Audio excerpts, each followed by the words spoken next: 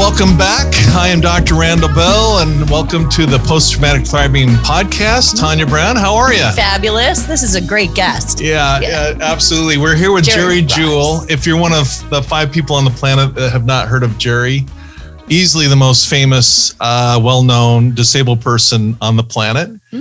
And both and I don't want to argue with this again. I know. You're both a TV looking star. At your face. HBO is a movie and movie star. Oh. And more importantly than all of that, at least in my mind, is that Geri has been the source of inspiration in millions and millions of disabled people around the planet. Mm-hmm. We're seeing in episode 1, if you missed that, listen to it, because Geri went through some real certified hell, I think is what comes to mind. Yeah.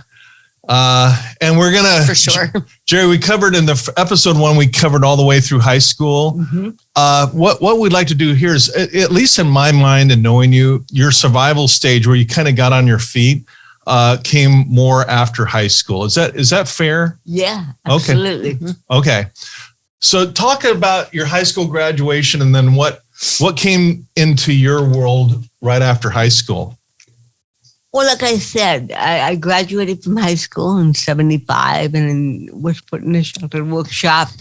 And then when I failed sheltered workshop, that took skill, let me tell you. Then they decided I was educable and let me go to college instead of finding employment. Okay. And I started college, so that fall. Okay. But listen to the language there really fast. It's like they had to let her go to college, you know, because times were different back then. Yeah, I don't get it. Well, I don't know how it happened. I mean, I'm still friends to this day with one of the teachers there, Blaine Moss. And I asked him that time and time again, why would that have happened after Troy?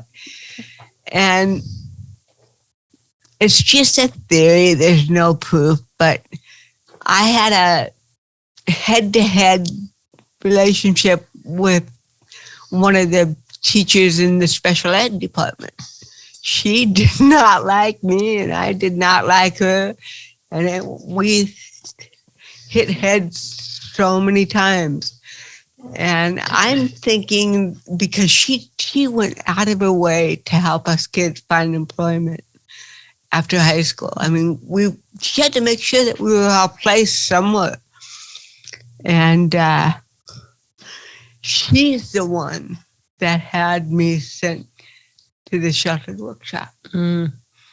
And I think it was just to put me in my place. And I think that comes from, I was always out there. I could get in your face. And I think she was envious of that. Yeah. Truthfully. You know? Perhaps, yeah. She wanted to put me in my place. And well, now this is interesting. It was in my sophomore year, and this was not in the book. This was my sophomore year, and she made me take a class with her. I was like, oh, you're going to take this class, and I'm going to be your teacher, which I despise, but I came every day. And one day, the kids in the class were throwing M&Ms at me. Because I was an easy tease. You got to understand. I had a sense of humor. But this day, I didn't. I was like, I took an M&M and threw it back and hit the kid in the head. And of course, caught. Not the person that tossed the first M&M.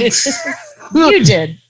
And I felt she was after me because she let me have it. She goes, you can't even be trusted in the classroom, blah, blah, blah, blah, blah, blah, blah. And I said something that I should have never said. And I don't know why I said it. Uh-oh. I'm being brutally honest. I said, you know what? If I were in a wheelchair, you wouldn't treat me the same you're treating me now. Because I can walk. That's why you're picking on me. Mm. You let everybody else get away with everything. And she slapped me. Whoa. No. Yeah, she slapped me across the face in front of all the students. Oh my God. And anyway, I'm being brutally honest again. You know, the bell rang, all the kids left except me and her. And she said, where do you get off? And I started crying and I can't take this. I can't do this anymore. I can't handle school. I don't know why I did that. Yes, I do know why.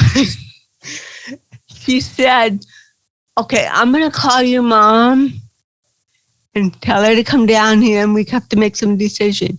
You can't handle school full time. We'll only have you go to high school a half day. So there's 3 classes that you have to give up.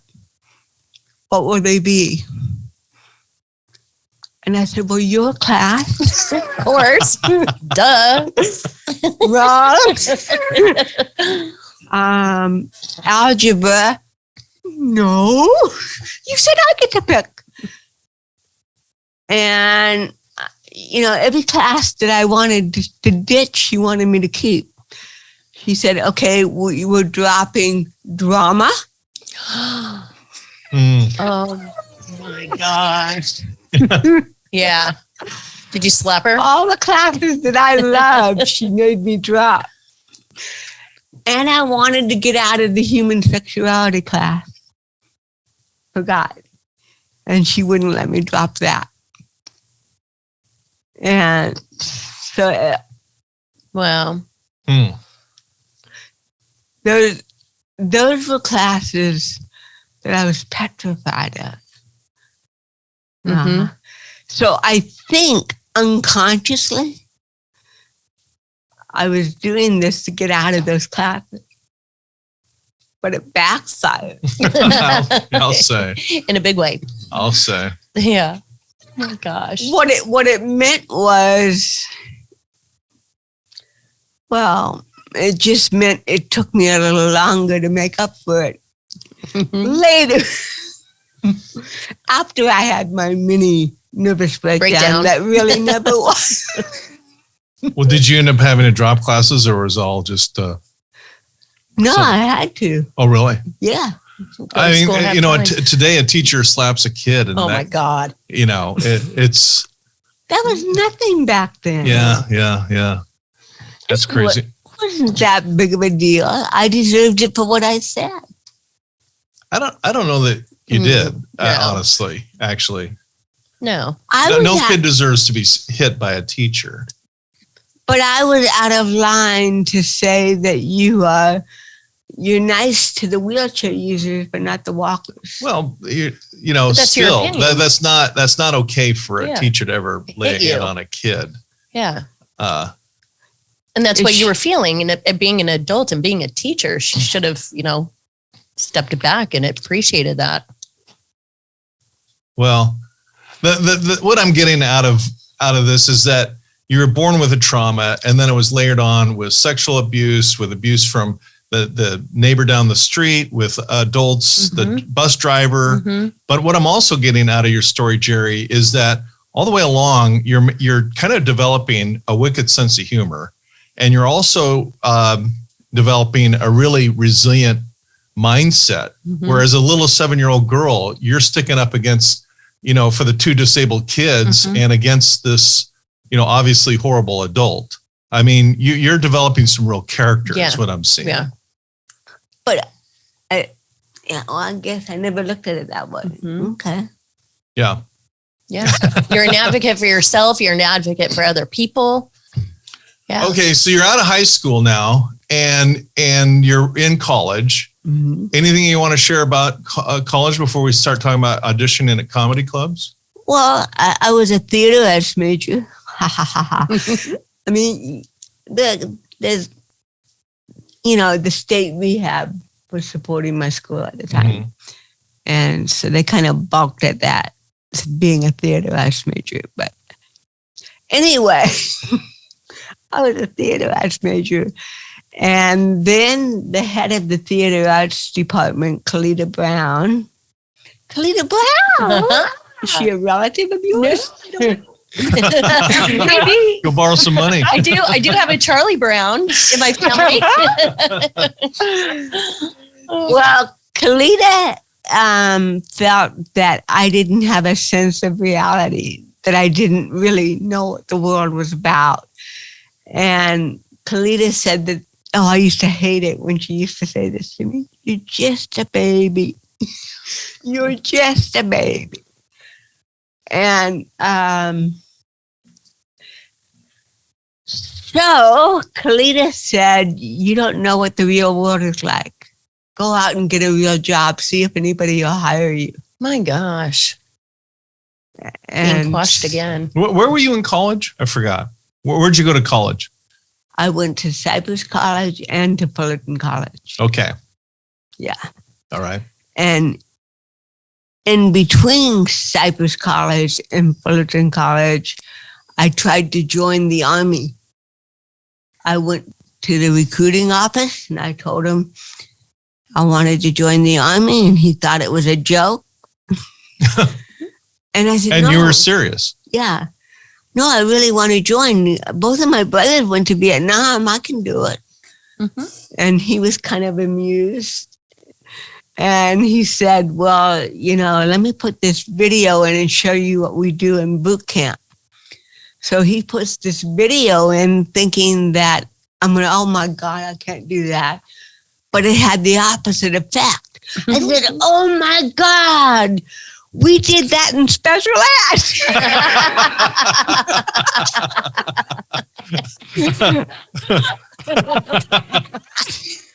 That's funny.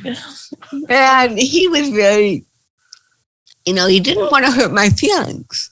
And so after I didn't respond the way he thought I was going to respond to his video, he explained that I couldn't join the Army because I obviously had a disability.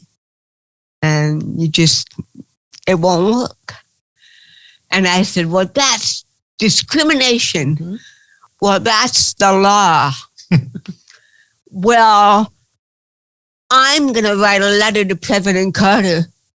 I'm going to tell him what you've done. Watch out. And he said, well, I tell you what, Geri, if you get a letter from President Carter saying that I have to enlist you in the Army, you're in. Oh. Did you write the letter? Well, no, this is the deal. I walked out and he came out with me. He walked me out to the curb. And he said, Geri, come back here for a minute. Yes? I thought maybe he changed his mind. And he said, look, we have real strict laws about the Army, but why don't you go next door and try the Marines?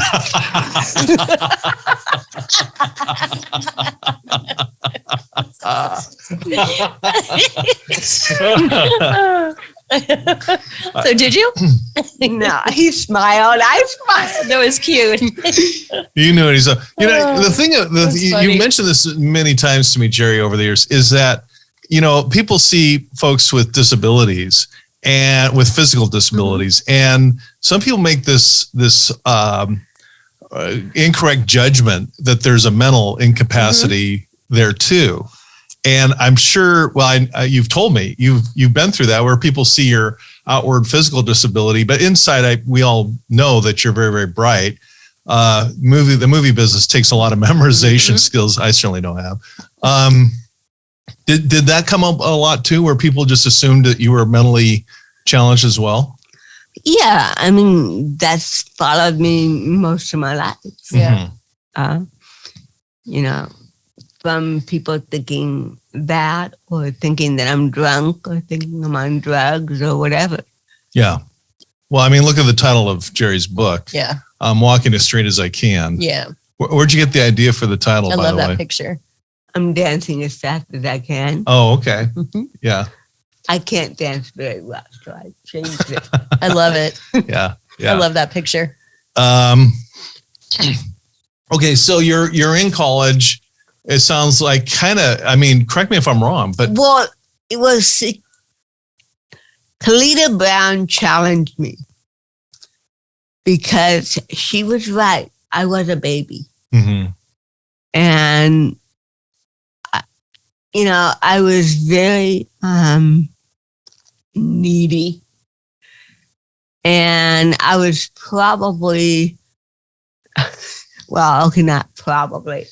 I was attracted to her on top of it all, Kalita Brown. Okay.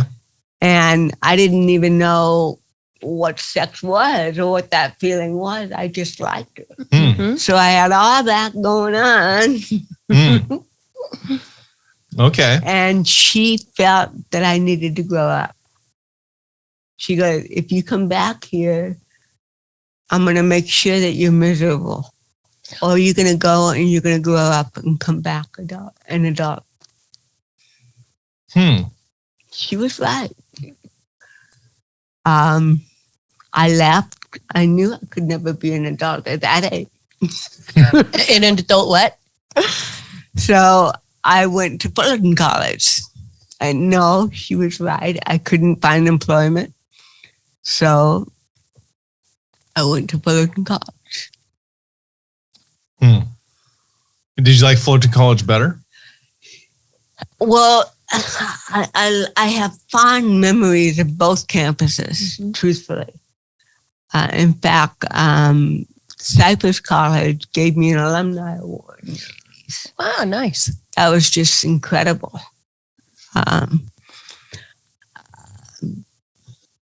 And Fullerton College, Dr. Gerald Hershey, huge impact on my life. I got into his psychology class. He was like just a big old teddy bear, Dr. Jerry Hershey. And the first day of class, I fell down the stairs and busted my wrist and arm. Oh, no. And he remembers that day. He said, a kid ran in and said, a drunk student just fell down the stairs, taken to the nurse. So he put two and two together. When I came into his class the following day, he was so sad because, oh my God, she's still drinking. And he became such a major part of my life. Such a dear friend. He was incredible, Dr. Jerry Hershey. One of the things that I loved about him was that he helped me to understand life better. And he told me that he was a drama student at UCLA.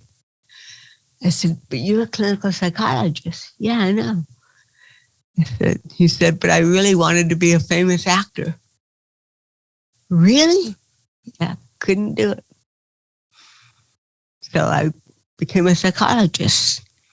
Jerry, you want to be an actress? You want to be a comedian? Do it. Go. Like you can do it. Go for it. Yeah. You're only young once. And the other thing that he told me was that he went to school with James Dean and Carol Burnett, my idol. Yeah. So I was like, oh my God. So Professor Brown, suggesting, go, leave, or stay, and I'll make it miserable for you.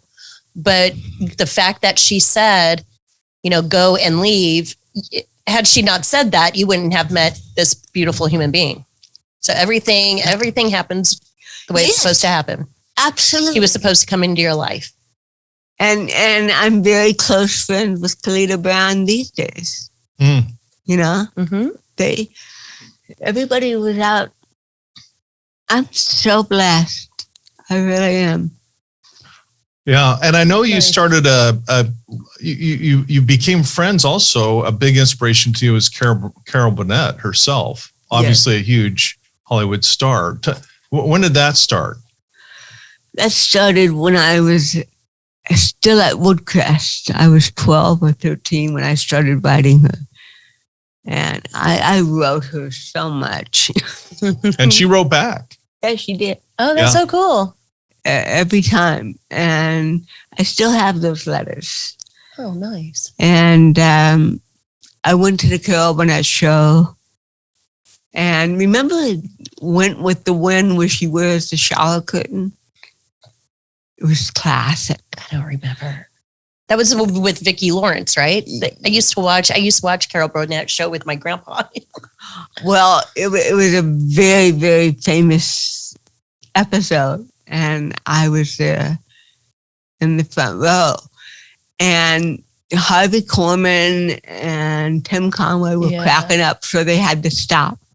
And I was already agitated. And I was saying to my friend Audrey, because the four of us went together, I said, I can't believe Carol Burnett didn't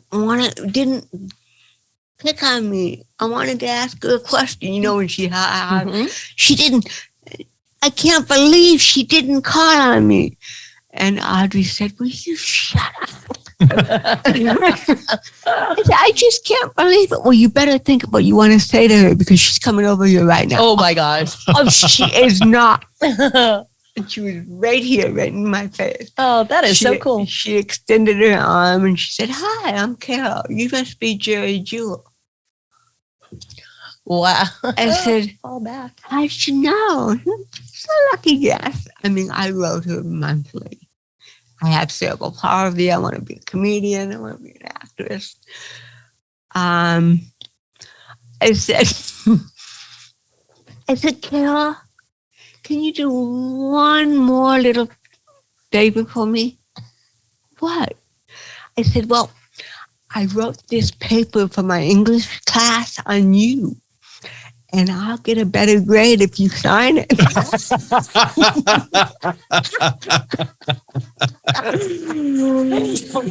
It's classic. Did she sign it? She signed it. How you think these things up is great.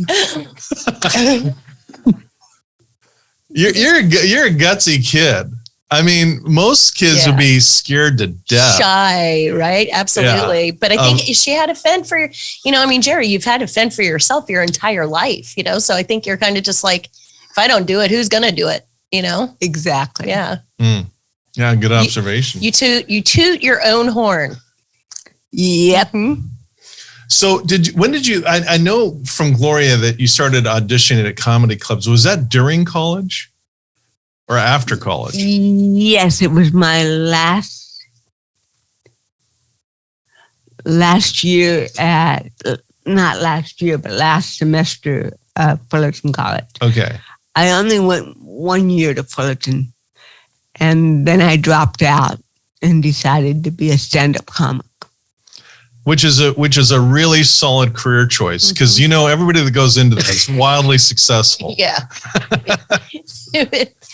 Yeah. Well, I was going to Fullerton College at the time, and they had a disabled students department like every other school. And I was sitting in the lobby of that with my friend Alex Valdez, who's blind. And we became friends because we depended on the same transportation home. Mm-hmm. And I was really feeling bad because I was flunking anatomy and physiology. I was flunking another class, probably some science class again, some math class I was barely passing. I said, state rehab is not going to be happy with me. And I don't want to go on to a higher education. I don't want to go to UCLA. I don't know what I want. And Alex said, well, why don't you do what I do? I said, what do you do? I go up to the Comedy Store every week and tell blind jokes. And I said, well, Alex, that may work for you, but I don't know if you can see this, but I can see you very well. And he said, no, dinky face, I'm talking about your CP. And he got me into it. Really? Wow. Yes. So before that, had you thought about comedy, as being a stand-up comic? No, never. And so your buddy, he sparked the interest. Yeah, and the interesting thing about Alex is that we shared the same birthday. That's What interesting. are the odds? Yeah. Yeah. And so it's pretty amazing. It always takes one person, or not always, it takes one person for the light bulb to go on, right? Yep. So that was him. Yep. And Alex and his driver, John, Mm-hmm. took me to the Comedy Store where Alex had been performing for the last year before me. He was older than me. We had the same birthday, but he was older. And so he explained to me that I tell cerebral palsy jokes and you can do what I do with the blind jokes. Okay. So we went into the Comedy Store and, they have open mic night. Mm-hmm. And I met one of the guys that arranged all that. His name was Danny Moore. And Alex introduced me to Danny. And Danny took it upon himself to have me perform there without Misty Shore knowing. Oh, wow. Oh, yeah, because his mom owns the Comedy Store, right? Yes. Yeah. But Danny didn't want Misty to know that I was performing there because I was so new and so different. He didn't want to risk any preconceived prejudices or discomfort and ruin my start before I even got, some material under my belt. Mm-hmm. He was doing me a favor. Yeah.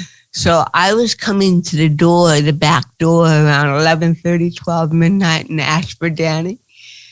And then he'd know I was there. And as soon as Misty Shore left the room, he would bring me on. Oh, sneaky. Yeah. And how long was it? Tell us about your very first time on stage at the Comedy Store. And by the way, this is on Hollywood Boulevard up in Hollywood. This is a lot of great comedians have gotten their start there. Mm-hmm. Yeah. So this is, or you can wildly fail there too. Yeah, for sure. And those, the Hollywood crowd, the LA crowd, they can be harsh. Yeah. My first night at the Comedy Store when Danny snuck me on, I was introduced as a he instead of a she because every time you say someone's name is Geri, you assume it's a man. Okay. You never expect a woman. Oh. And Danny is whispering in the MC's ear, introduce now, Jewell from Orange County, right now. So he didn't know whether I was a female. And he introduced me as a man the first time I ever performed. And he also said, and let's give a big warm welcome for Jewell because he drove all the way from Fullerton to do this. And they applaud and silence. It's like, what's going on here? Am I seeing right?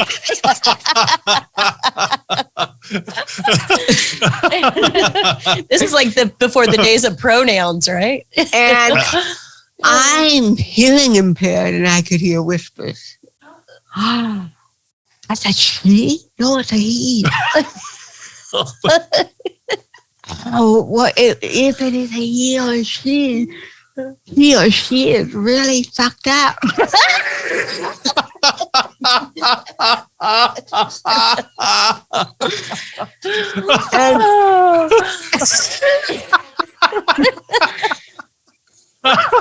I would have loved to have been a fly in that room. Oh, yeah, it's priceless. And I don't even know. Oh, God. I didn't correct it. I didn't say I was a she. Excuse me, just want to correct it. I let him. Because I was too busy memorizing my lines that I had worked in. Uh-huh. So I went, I forget I was a newbie. Right. It was the first time I Your ever. very first time on stage.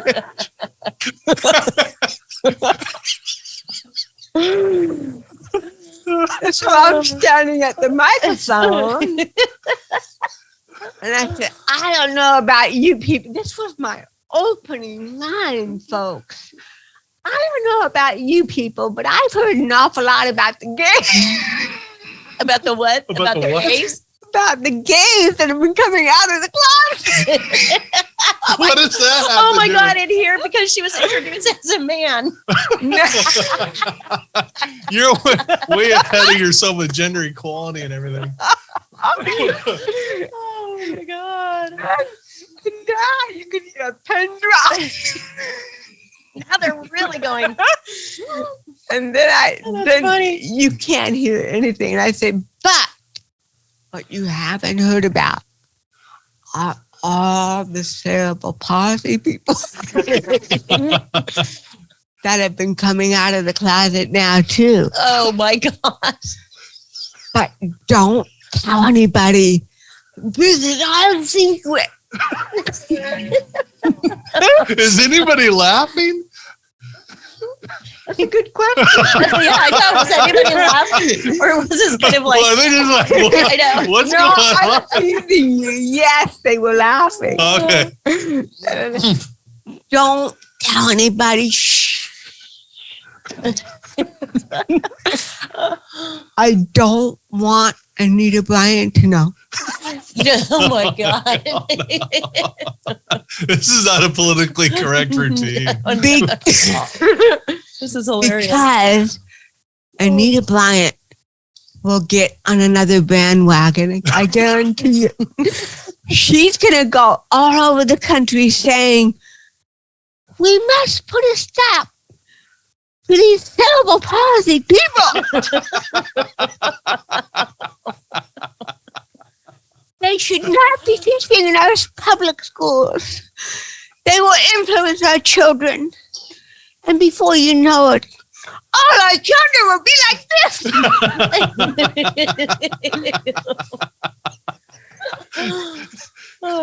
That was my opening line on the First comedy night. store. Oh, my God. That is hilarious. I ended up getting an absolute standing ovation. Nice. Nice. Yeah, I think they just gave me that for having the courage to keep it. I think what makes, you and other people, just whether, you don't have a disability or not, I think it's just the ability to like laugh at yourself, keep yourself light. I think that's beautiful. I think that's a beautiful asset to have. And Well, that people appreciate truthfully, that. You're right. And truthfully, that's a lot of my energy. Is that I've always had a sense of humor, and I came from a family with a weird sense of humor. Yeah. Yeah. And it's a godsend. If you can't laugh at yourself, you're in trouble. So Yeah. true. Amen. My We've mom forgotten that. had It's like too. Led Zeppelin. Does anybody remember laughter? I mean, seriously, we're so afraid of offending anyone or everyone Yeah. that we, dial back to Being tiptoe around serious. in life. Yeah. And Jerry, Throws it out there. throws it out there, and that's part of your genius, Yep. your comic genius, really. Yeah. Ah, thank you.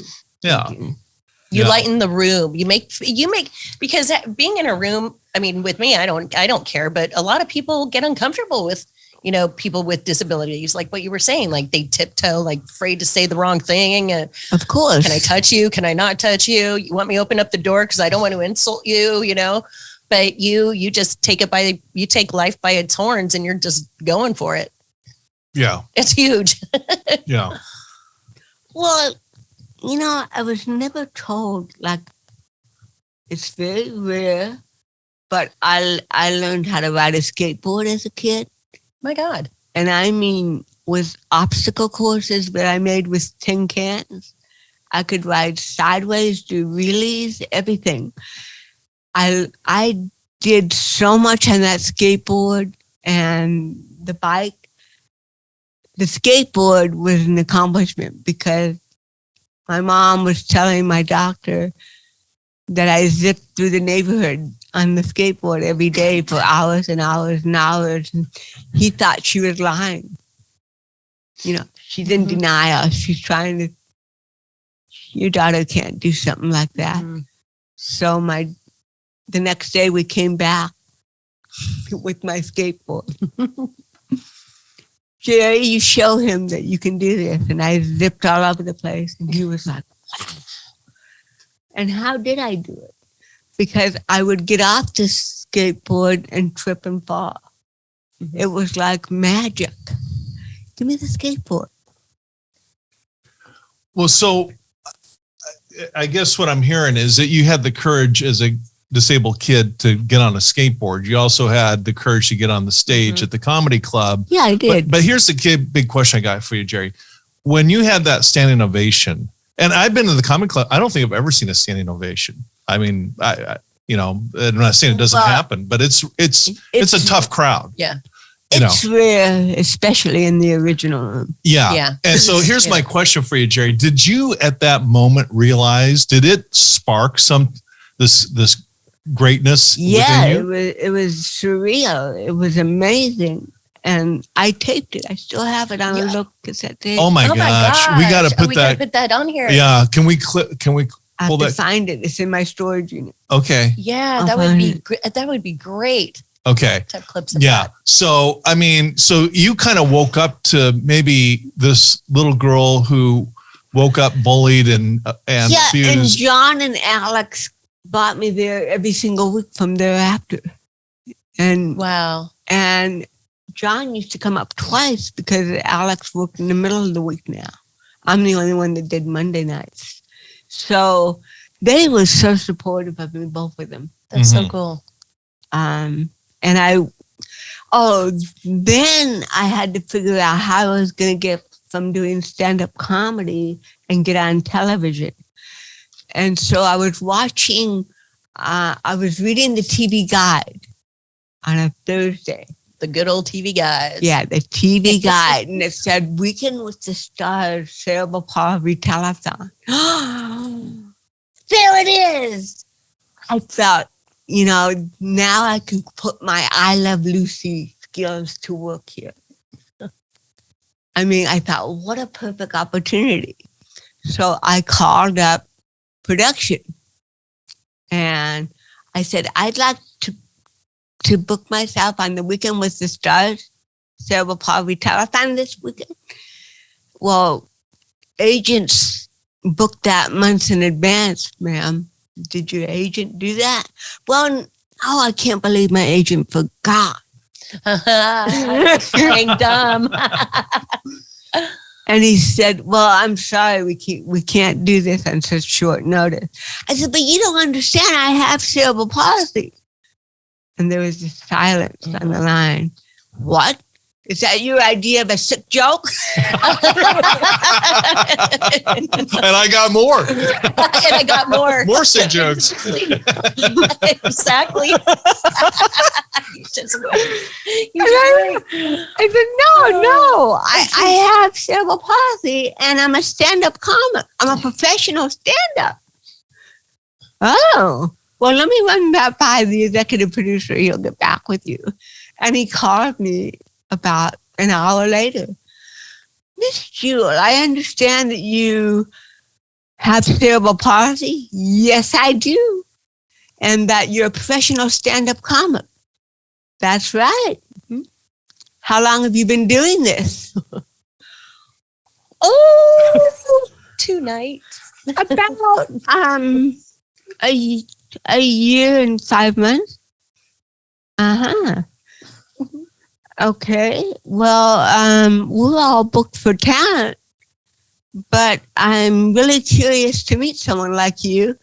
So could you please do volunteer work and answer phones on the telethon this weekend? I mean, how CP'd are you? How CP'd are you? Well,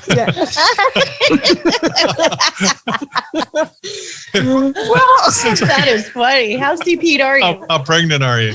how CP'd are you?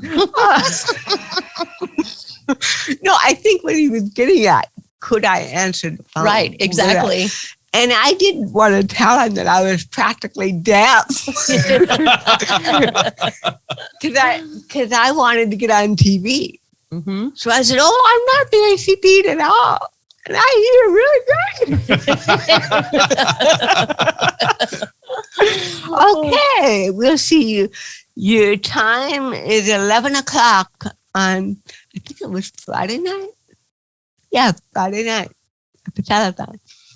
So I show up at the guard office and say my name.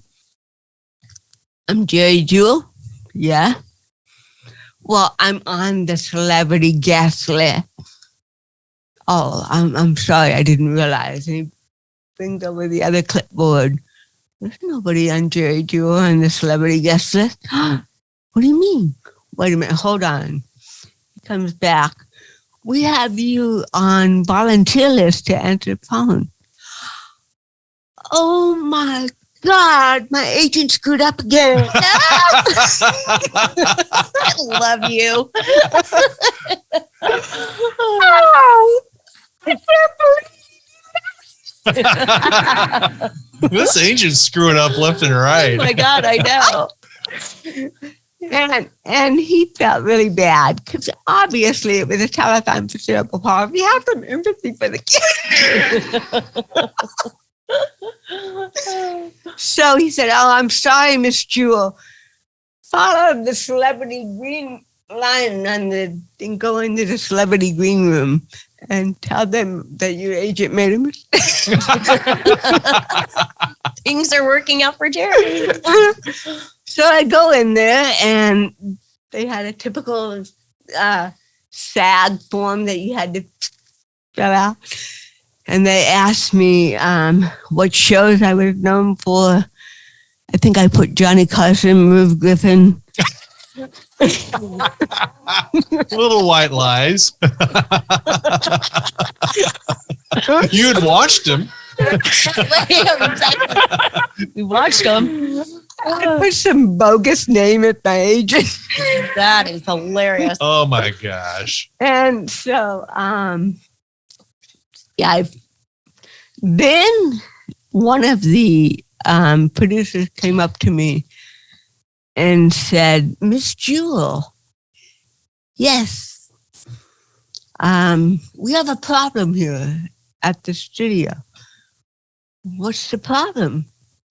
Well, somebody was supposed to show up right now and answer telephones and didn't show up. We're short one person to answer phones. Oh, I'm doing it again. And I knew that he knew that I knew that he knew. I said, Bill, but I want to do comedy. And he said, just answer phones and we'll get the mic over to you and you can introduce yourself. That's a nice opportunity. We'll even put you in the celebrity panel. Wow, in the celebrity panel. And he did. Put me with all these stars. Very cool. But what I didn't tell him was, there was no way I could hear any of the phone calls. So every time that light went off, I would go to my celebrity friend You want to take You want to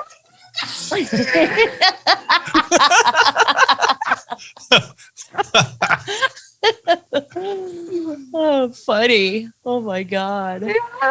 But you're a creative genius. Well, did you get a chance to shine that night? Well, I have to tell you, I mean, people were hanging up on me because they had to repeat how much they were donating. How many zeros did you say? $25 turned into $25,000. So it was a disaster to put me on phones.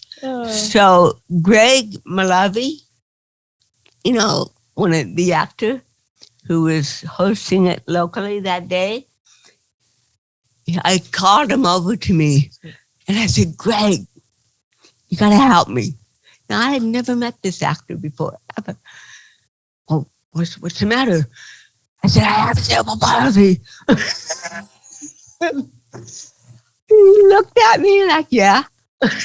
And I said, and this telethon is supposed to help people with cerebral palsy. Well, we do. We're raising a lot of money. Yep, that's not what I need. I need to do stand-up comedy. Stand-up comedy? Yeah, I'm a professional comedian. Please. I can't answer the phone. I'm deaf. I love how you laugh at yourself. So he came back and he said, okay, Geri, I wouldn't do this for anybody else. But when we come back from this last commercial and the teleprompter, I have one script, but I'm going to introduce you instead. Shut up. Really? That's amazing. And don't you take advantage of me. You promise no more than 3 minutes. Mm-hmm. You go over and you show them what type of a person you are. Big lesson. Okay. Here we go. And he broke every rule in the book. You know that. Mm-hmm. And he said, I'd like to introduce Geri Jewell. She's from Orange County. Let's give her a big hand. And I did 3 minutes of stand-up on the telethon. Now, what I didn't know at the time was the executive producer of national and local was up in the sound booth when I was there that day. Wow. He was up there with Tom Ritter, John Ritter's brother. Mm-hmm. And Tom Ritter and I became close friends over the years. So he told me years later what happened. He said, Greg was supposed to introduce someone else, and he introduced you. And I never heard so many cuss words. So many cuss words? Like, who is she? Where did she come from? And why is she here? Why is she here? But what happened, they were ready to murder you, Geri. But the phones were ringing off the hooks. They said, we want to give $100 to UCP because that cute little girl, that funny girl. Oh my gosh. And so after I got done with my 3 minutes, the executive producer came rushing down the stairs. He comes up on stage. He said, you know what? I don't know who the hell you are or how the hell you got on my show. But you're damn lucky you were good. That's awesome. That's awesome. I love that. So you sneak on TV. Is this nationally broadcasted, by the way? What was nationally broadcast? The telethon. Yeah. No, because this was local. Local TV. Yeah. So you're in the comedy club, you get on local TV, then what happens? Then I got called by the Steve Edwards show at CBS, and he was my first interview.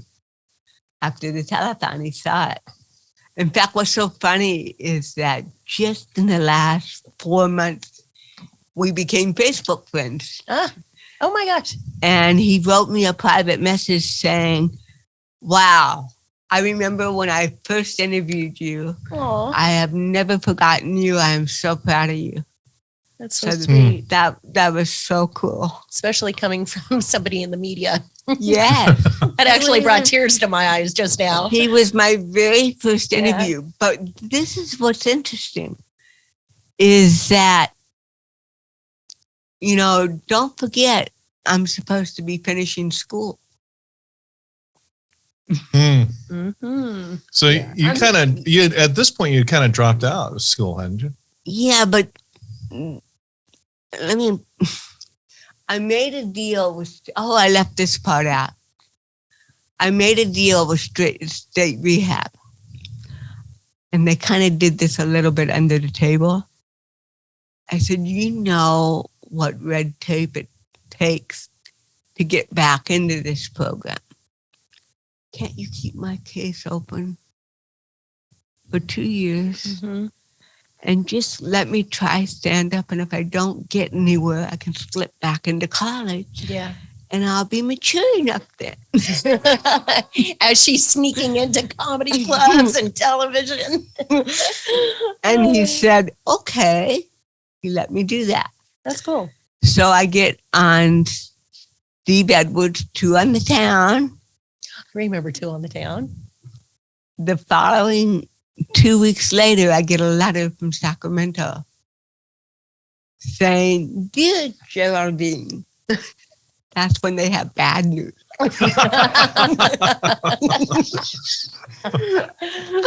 Dear Geraldine,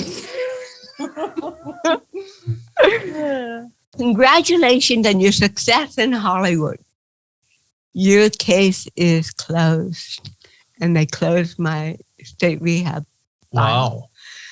But I'll tell you what I think happened was, as a rehab counselor, you're responsible for placement or employment. And I think someone took credit for employment so that he could get credit for placing me in employment. Oh. Okay. So case closed. Case closed. But it was not in vain. It was a blessing in disguise again. For sure. Because what did I have to fall back on? Nothing now. Right. Mm-hmm. I have to succeed as a stand-up. Yeah. Mm-hmm. You're in. Yep. That was a blessing in disguise. Yeah. Scary at first, I'm sure. I've had so many blessings in disguise. My life resembles a masquerade party. A lot of disguises. So you're doing the comedy club up in Hollywood, then you get a local TV Yep. spot. Then what? Where's it go from there? Well, I had moved out of my parents' home temporarily, but didn't do well. I just moved to a little apartment with a roommate in Fullerton and didn't know much about money management. I didn't make any money. I just had my Social Security check for disability. And so I failed and moved back in with mom and dad. Mhm. And then Alex came around and said that it was time for me to let go of the apron strings. Oh, now we're doing speech therapy. Apron strings. And you're going to move up to LA and become a full-fledged entertainer. And So tell everybody who Alex is. Alex Valdez was my friend from college who was a stand-up comic and blind. Right. Yeah. And I left. He had a big Wow. influence on your life. Huge. He did. Huge. Yeah. He did. But it seems like everybody who came in your life to get you to where you are now was kind of a huge influence. Everybody had a purpose. Everybody had a meaning. But then that's true of all of us. Every single one of us. That applies. Yeah, true. I believe a lot of it is predestined. You know, I was definitely meant to have cerebral palsy. I wouldn't trade it for the world because of what it taught me. It taught me sensitivity. It taught me not to be so prejudiced of other people, to be kinder, more loving, more accepting. Those are heavy-duty, wonderful gifts that I was given. So I wouldn't trade it for the world. You know, if people think that having cerebral palsy is a disability, or being blind, or having to use crutches, or being paralyzed from different areas of the body. But truthfully, all of these disabilities are really just conditions of the human spirit. The human experience here on Earth is that we're going to experience those physical limitations, and everybody has different ones. Nobody's the same. The real disabilities in life are not CP, not deafness, not being blind or an amputee. The real disabilities are hatred, disabilities of the spirit, hatred, prejudice, abuse. I could go on, but they're disabilities of the spirit. Those are the real disabilities in life. This, I think, most of the pain, psychological pain that I've had throughout my life of being different, the disability lies in the perception of me, not me having it. And that's what people don't understand. There's a big difference. How you're perceiving me and how I perceive myself are very different. Same here, and vice versa. So that's what it really has to do with, is how people, I think, it limits me in some ways because they believe that I can't do something and don't even give me a shot at it. Yeah. So, I've dealt with this my whole life. Wow. You're still kicking.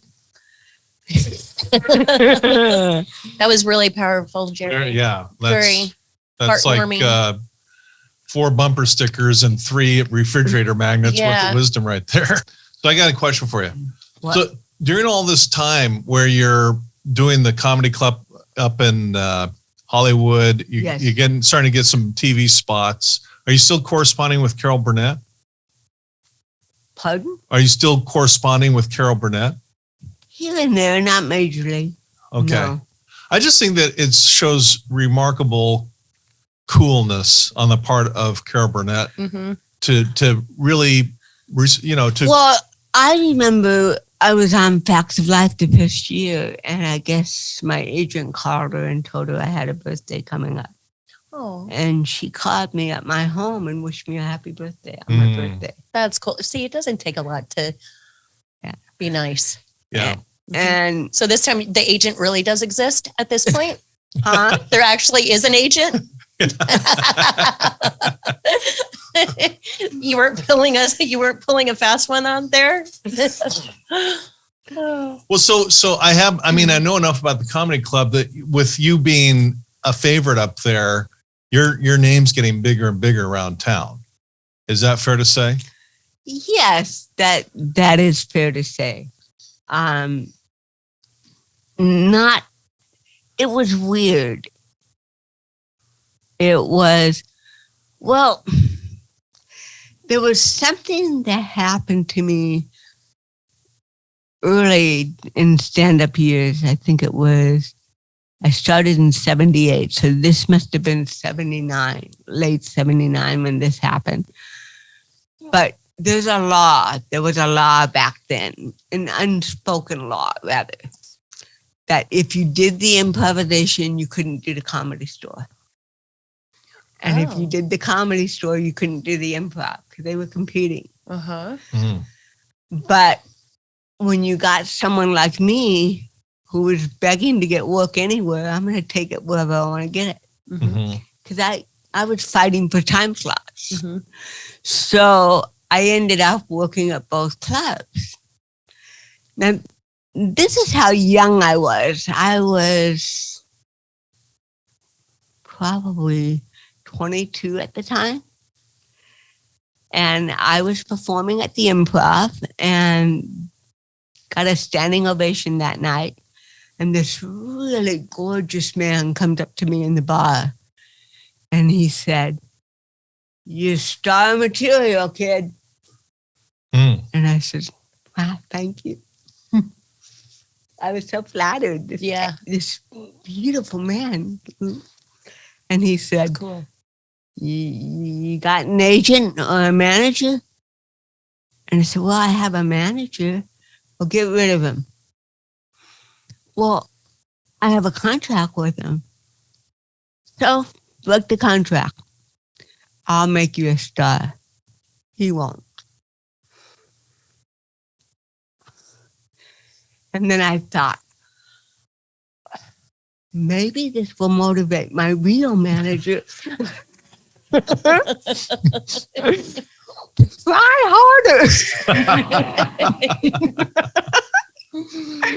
So I said, okay, he gave me his card, and I called him to arrange to meet him for lunch. And he said, well, oh no, he called me. I gave him my number. That's what it was. He called me and said, okay, are you ready? You mean ready right now? Well, yeah. Well, I thought you said yesterday that you were going to call me and we're going to set up a lunch date. Well, see, Geri, see, I'm an adult and you're a child. And adults have to change their schedules from time to time because their lives are very busy. So stop being a child. You know, just would have hit someone because you're trying so hard to prove that you're an adult. Okay. Good. I'm going to come over and pick you up and we'll go to dinner and discuss your career. I'll show you how to be a star. So I'm thinking we're going on a date, a real date. And he picks me up and he takes me to, I think it was Bob's Big Boy or some other little small place in Westwood. And he was dressed in sweatpants and a sweatshirt, and I was all dressed up, thinking that it was a date, a business meeting date. And I'm not stunned, He said, he called me. On that phone call, he said, are you ready to go? And that's when I got flustered. I said, well, I can't. I mean, I thought we were going to get dinner together for lunch tomorrow. And that's when he called me a child, blah, blah, blah, blah. And I got scared. I got terrified. For no apparent reason. I said, well, I can't meet with you tonight. Why, Geri? I said, because I had 4 wisdom teeth pulled today. You just pull these things out of nowhere. And it's really hard. It's starting to bother me now. You can turn it on when you want to. You're so witty. And he said, then we'll go out for ice cream, little girl. And again, he calls me a little girl. And I said, okay. And I gave him my address when we went out. He takes me to this hamburger place. I don't remember which one. It was in Westwood. And we're sitting there, and he said, the waitress came by to take our order. And he ordered a nice dinner, and he said, she'll have ice cream. She had 4 wisdom teeth pulled. Oh, no. Oh. And I go,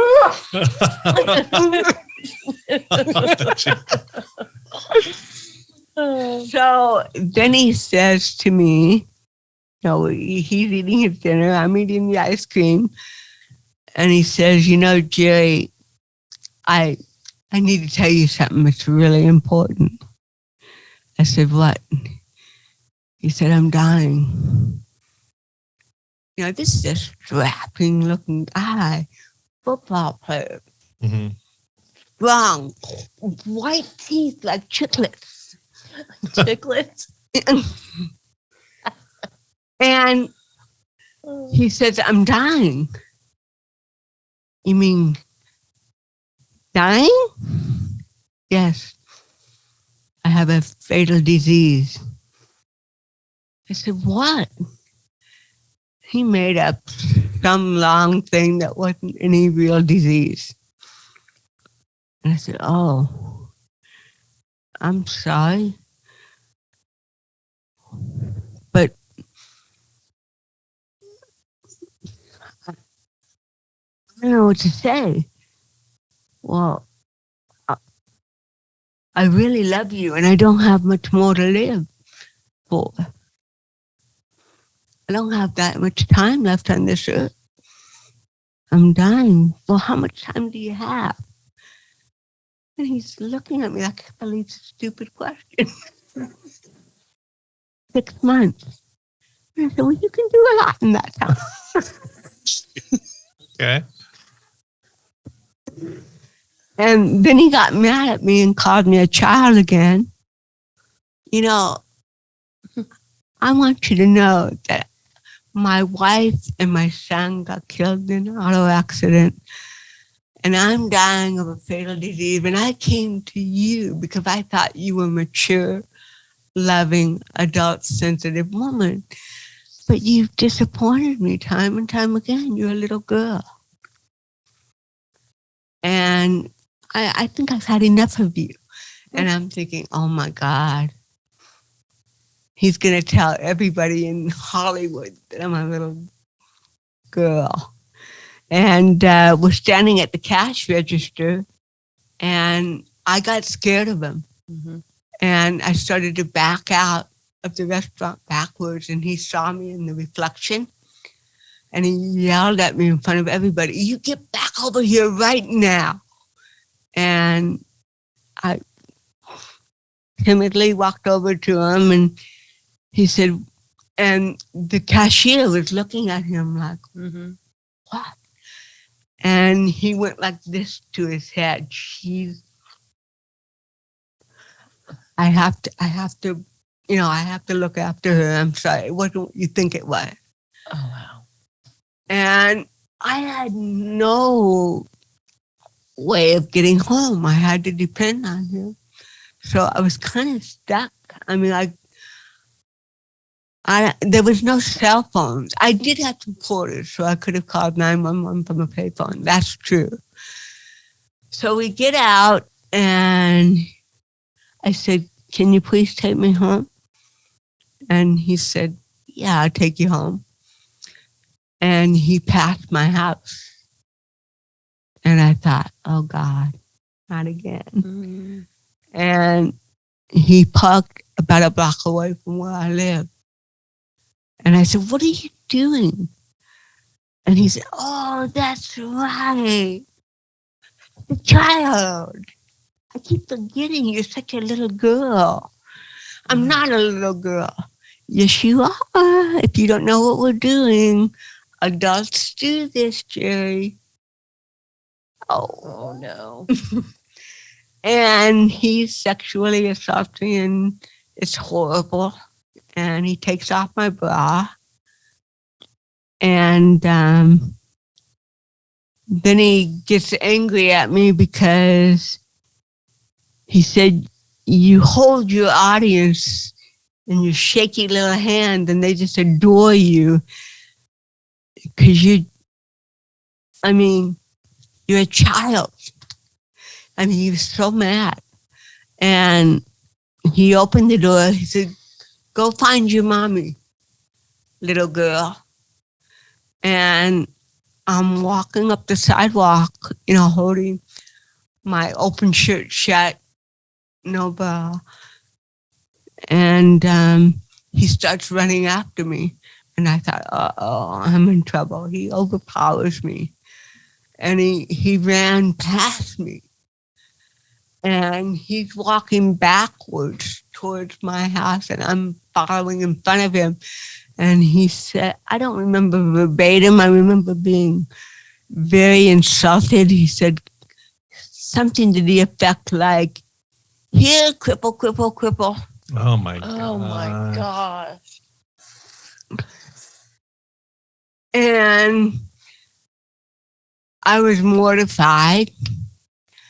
And my apartment was up a huge flight of stairs. And he came behind me. He wouldn't let me go. And I'm shaking, not from CP, but from fear. Mm-hmm. And I can't even get my key in the door. And he imitates me. Oh, God. And he finally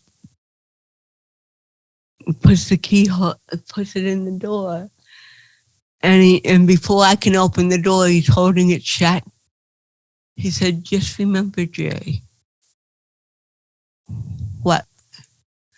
You don't tell a single soul that this happened tonight. You understand? Because if you do, I'll know about it real quickly. And I'll destroy your career before it even gets started." And he went down the stairs, and I'm still looking at him, making sure he's going for good. And he pulls his pants down and moons me and left.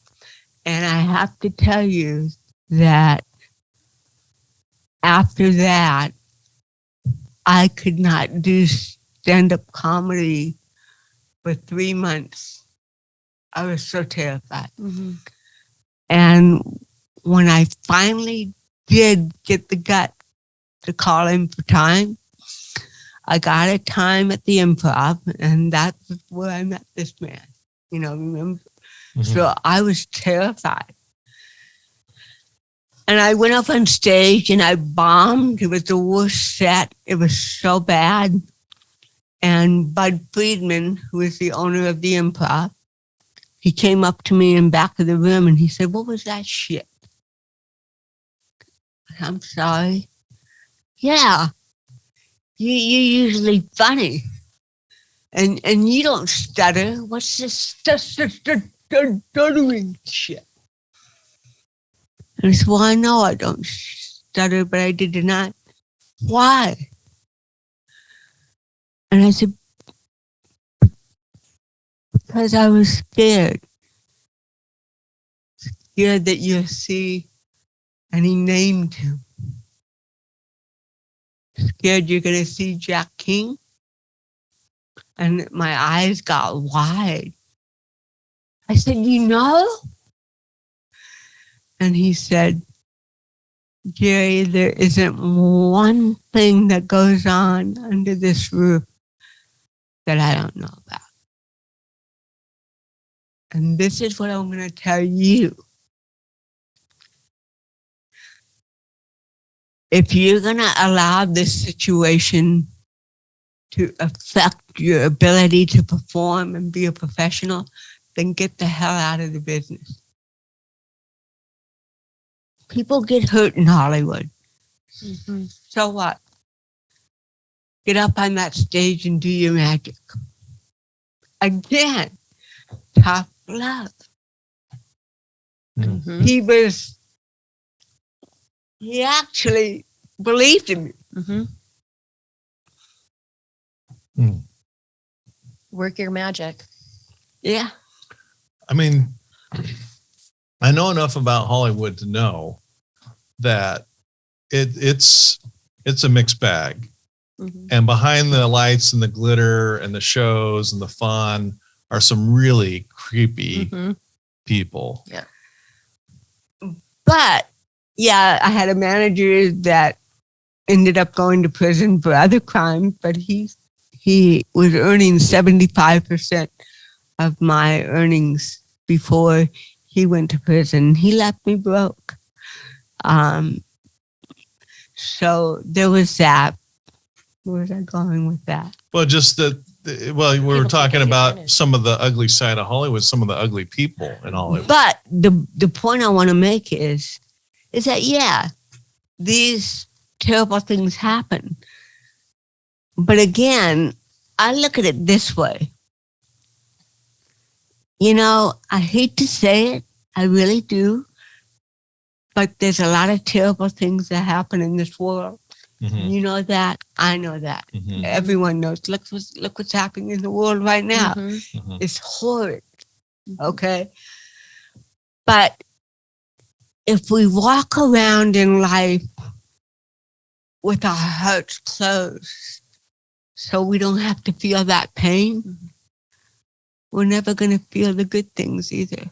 Mhm. You have to be willing to open up enough to let the love flow in, because it's give and take, Yeah. ebb and flow. Yeah. For sure.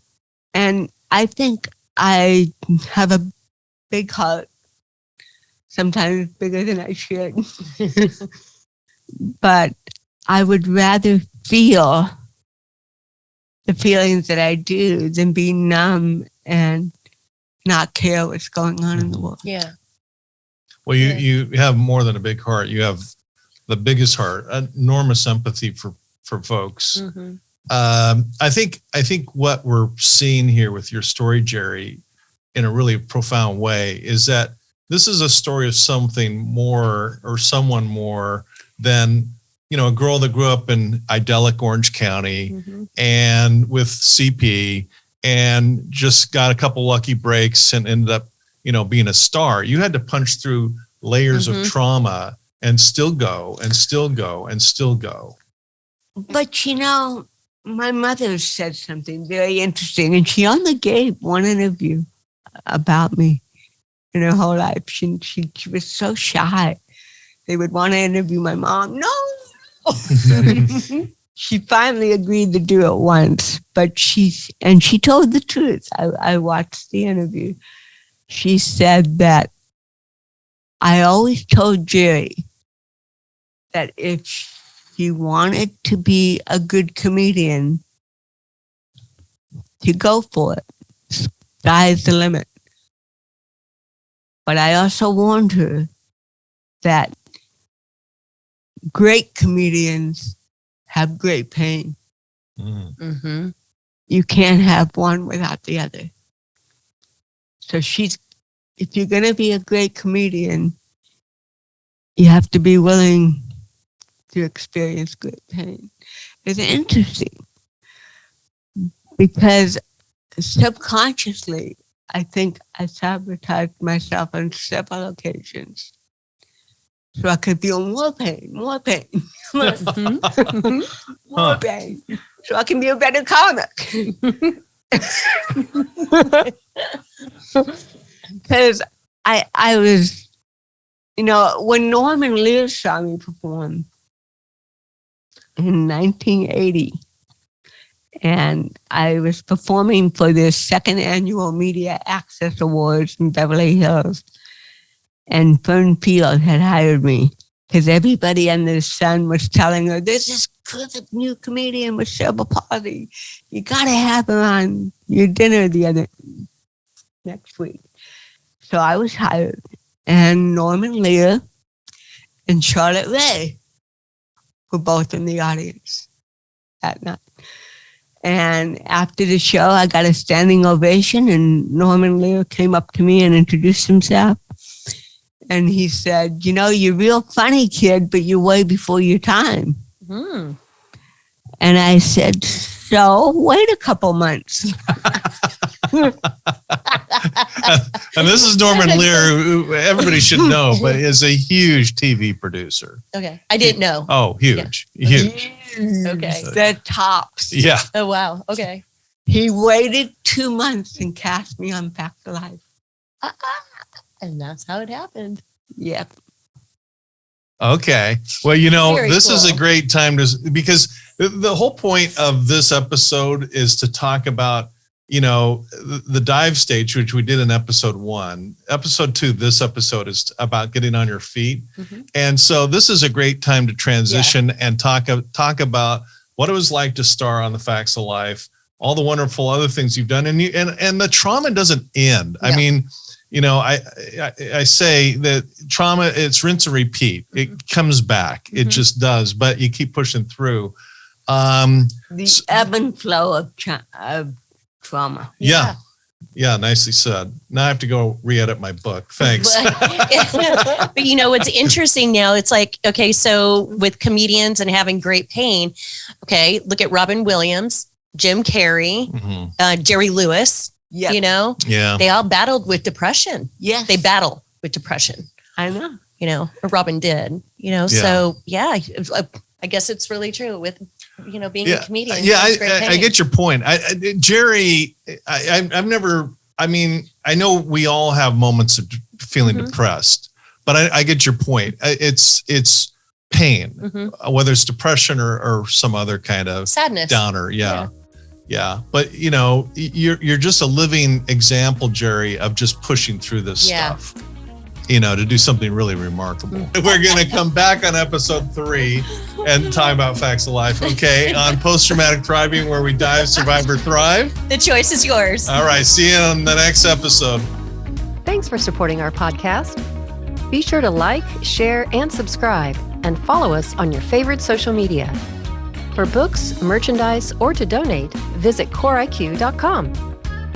Post-Traumatic Thriving is produced by CoreIQ, a nonprofit with a mission to teach the life skills we all need but are not taught in school. CoreIQ and the Post-Traumatic Thriving podcast are for informational purposes only and do not provide medical or mental health advice. Always consult with your licensed medical and mental health care providers.